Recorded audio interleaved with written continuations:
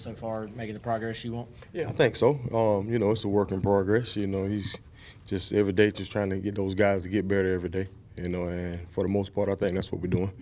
BAW was in there a couple of weeks ago, and he said that TJ was no question the leader of the defense. Is that how you feel? Oh, yeah, and that's how it should be. You know, everywhere I've been, and your Mike linebacker, one of your linebackers, he's supposed to be the guy that run the show and, you know, get guys lined up, and he's doing a great job at it. I was about to say, is that just because of the middle linebacker spot, or is that TJ's personality, or a mix of both? I think it's just the position. It comes with it. It's kind of like the quarterback on the offense. You know, that's kind of what I've always been taught. You know, the guy in the middle, he runs the show. You know, and TJ's not a very talkative guy, but he leads the guy by the way he practices, the way he plays. How much did Sky help him with that transition, not just, you know, at the end of last year, but through the bowl practices and things like that? You know, that's a question for TJ. I don't know how much he helped him, but I think he kind of, you know, you find yourself looking at the older guys, you know, the things they're doing, and, you know, and you lean off of that and try to learn from that.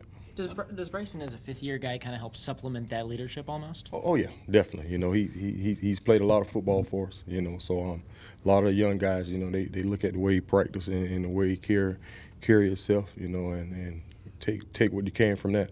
What does it mean for a defense to have a guy like Bryson who can he can go buck, he can go strong side, he can go weak side? Can he do a little middle too, or? Probably so. You know, he's a guy that gives us a lot of flexibility as far as coaches. You know, the offense. You know, they're going to have to kind of figure out where he's lining up and how are we using him. So, you know, I'm excited about it. How much was lost last year when he went down? It was a big loss. I think, you know, just for some of the younger guys had to step up and play more, get more snaps. DJ Warnham, you know, he's a guy, you know, probably played more snaps than I wanted him to last year just because you lost the older guy. You know, you had to change the rotation. How much of a mental jump has Bryson taken since he was injured last year to now? He said he felt like it helped him study the game more and better. Yeah, he did, and it's still a work in progress. You know, you take Bryson. Now, Bryson's a guy who's played a number of positions his whole career here. You know, what I'm trying to do now is get him to find out what do you do really, really well. And let's focus on that and playing within the system. You know, a lot of times, you know, you may see him outside, but he feels like he's an inside linebacker. You know, you're outside, you have to stay outside. You're rushing, you have to keep rushing. You know, so just simplifying some of the things we want to do for him and keeping him to play within the system. Is that what does he do really, really well?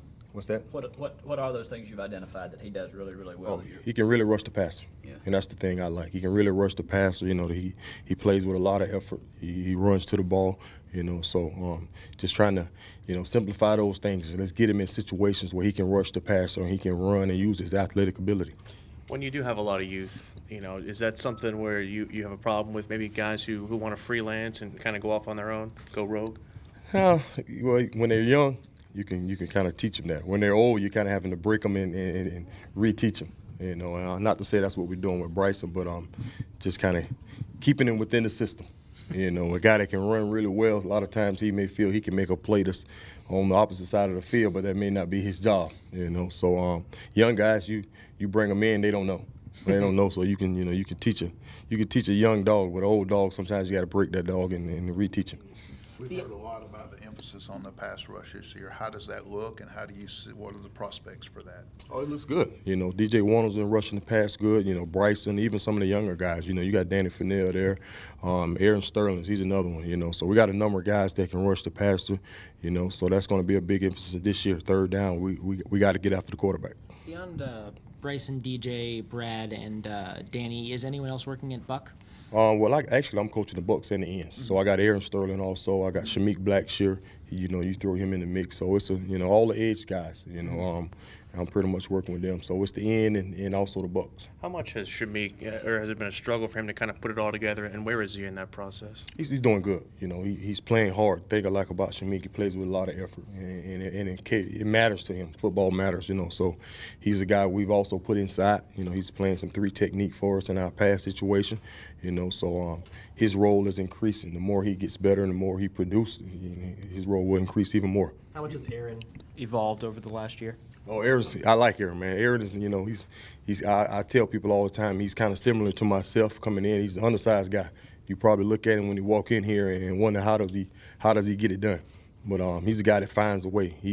I told him to, you follow DJ Warner everywhere you go. He go eat, you go eat. He go to the weight room, you go to the weight room, and he's been doing that. You treat him like a big brother syndrome, and he's doing good for us in camp. Is he a guy that could catch a lot of maybe tackles off guard? About Yes. not knowing how strong he is? He's gonna catch tackles. He's probably gonna catch you guys off guard also. I'm excited about Eric.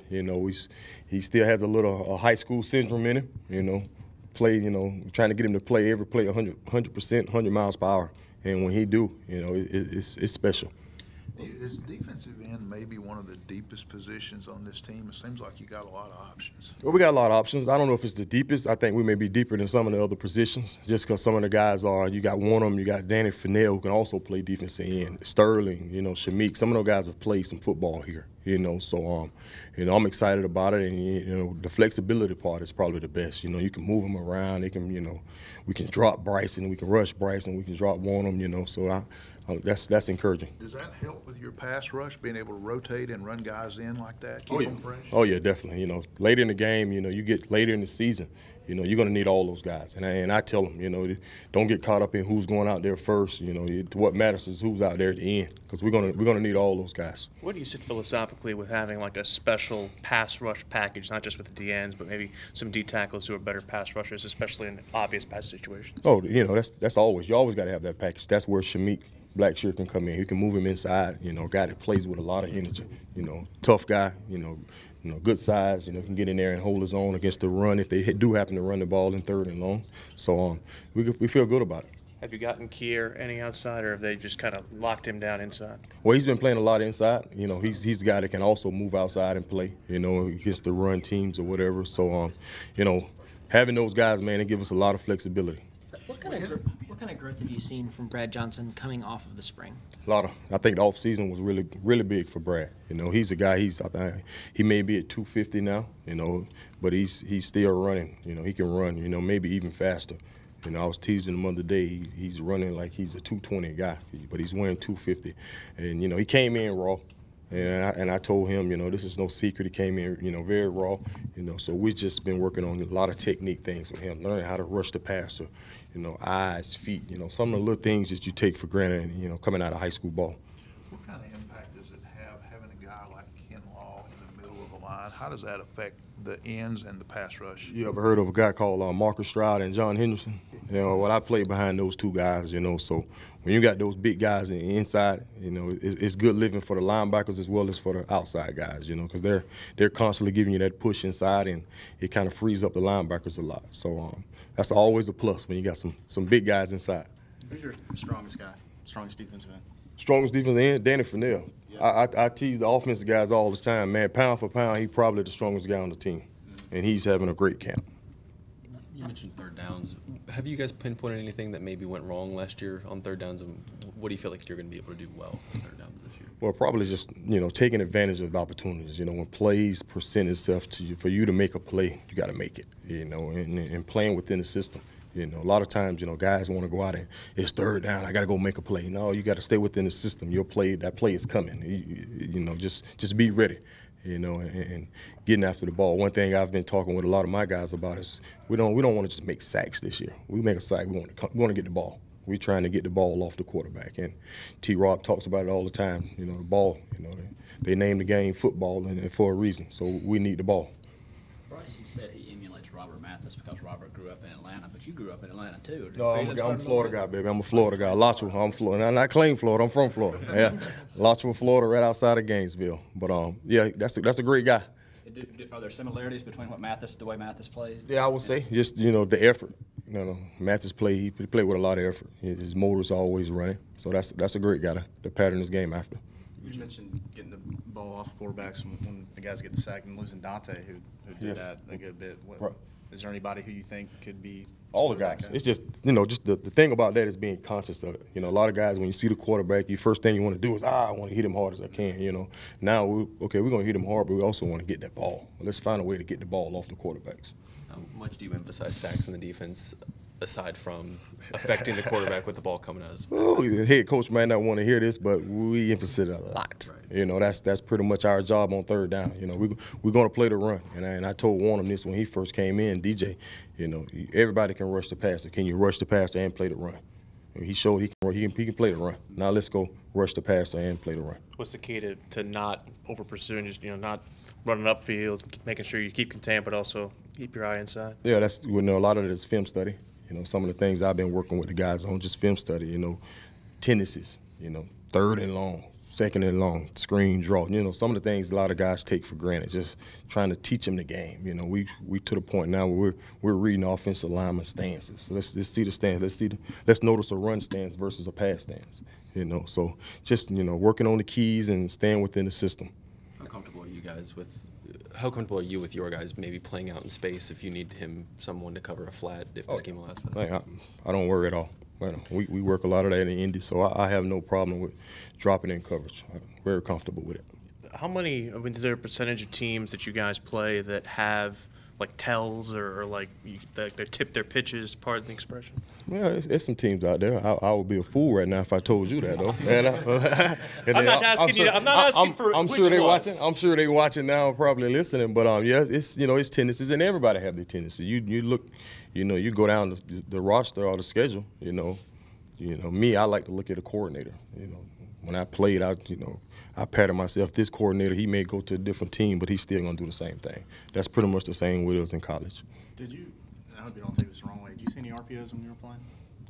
Not as much, man. I played when it was real football. It was power. I think that's probably why they got this CTE thing. You got ISOs and all those type of things. Now they're playing pretty ball is what I call it. Pretty ball. When y'all go to game plan, how valuable will it be to have so many guys like you talked about that you can put them in different spots and sort of move around the chess pieces? It'd be big. We can move them around, and actually right now in camp is a time to find out some of the things some of the guys do really, really well, and trying to put them in those positions and and help the defense. How tough is this offense to defend? It's real good. I mean, with the tempo, the RPOs, they got a number of running backs, and not to mention the wide receivers, So I think we're getting a good test here in practice, to get us prepare us for the season. How do you balance what you're talking about with the different style, the way the game is played now, and the way you now teach tackling in terms of keeping your head out of it? So walking that line between still being tough but not putting guys in danger. Fundamentals, just the way you tackle guys now. Back when I played, a lot of times, you could just leave your feet and go for the kill shot. Now it's keeping your head up. I try to tell the guys, hitting them with your chest. You duck your head, that guy's going to move. It's RPOs. It's always a lot of moving parts with this game now, and having good eyes. If your eyes are bad, just your feet are going to be bad, So just getting back to the fundamentals of football. Does anything about the way you played the game when you played scare you, or worry you now with the CTE stuff that you think, I hope I didn't, or we weren't necessarily doing things the smartest way, or do you feel comfortable about that? I blessed a lot of people over my career. I wouldn't take it back at all. Right. I blessed a lot of people, man. You know what I mean? I helped a lot of people along my way. So, if I'm a guy that was CTE or whatever, so be it. Do you wish you knew then what you know? I do wish I knew then, but would I change anything? I probably wouldn't. Like I said, it was an opportunity for me. My mom's comfortable now. My dad's comfortable. Grandma, you know what I mean? So I wouldn't change it. Kids, they living good. I signed up for it, so it is what it is. Yeah. But do I wish I would have knew? Yeah, I probably wish I would have knew then. Would I have changed? I can't say I would have changed. You're obviously focused around here, but with the new tackling rules in the NFL, right? As a guy who's been there, I don't know if I would have made it. Yeah, I mean, how difficult is it going to be for those guys to be able to? It's going to be really difficult. Yeah. Just me talking my opinion. I think it's going to be really difficult. A lot of guys I played with, I don't know if they could have played back then. Now, I'm just not sure if I could have played. Because when you're going to make a tackle, you just, you're using your technique. And I'm not thinking about, okay, I'm going to do this, I'm not going to do that. And a lot of those, hits are bang, bang hits, man. He ducked his head, I'm going in correct form, and he ducked his head. Now I'm in the wrong. I don't know. It's instinct, right? You never think about it. with Sherrod and Eldridge, where do you see them fitting into this defense, and how have they looked so far? They look good, man. You know, you always want to have, you know, two big guys in front that can play, but then you also want to have two linebackers. And you know, Sherrod is a very instinctive guy. You know, and TJ, he's the leader out there. He's running the show. He played a lot of ball for us here, so I feel good about the two guys we got inside.